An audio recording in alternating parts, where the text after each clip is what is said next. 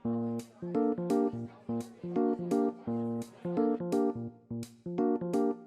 AM na at ako nang susunod na i-interviewin. Ako, parang sumama pang tiyan ko. Ba't ngayon pa? Ano ba naman yan? Lord, parang awa mo naman. Naalala ko tuloy. Araw ng recitation yon at hindi ako nakapag-aral. Sa sobrang kaba ay sumama ang tiyan ko. Sa classroom namin, nagkataon na marami ang mahilig sa oral recitation.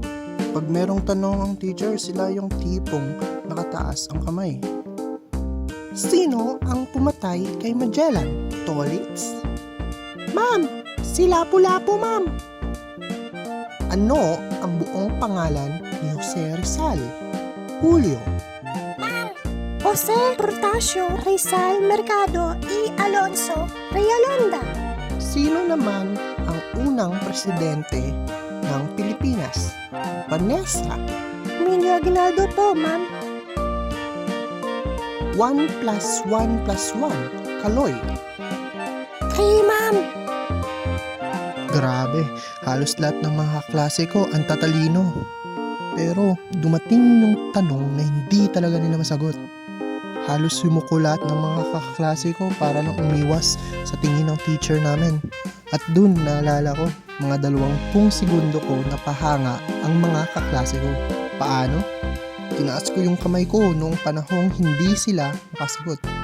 Nagulat lahat at napatingin sa akin. Ha? Totoo ba itong pikita ko? Tinaas ni Juan ang kamay niya?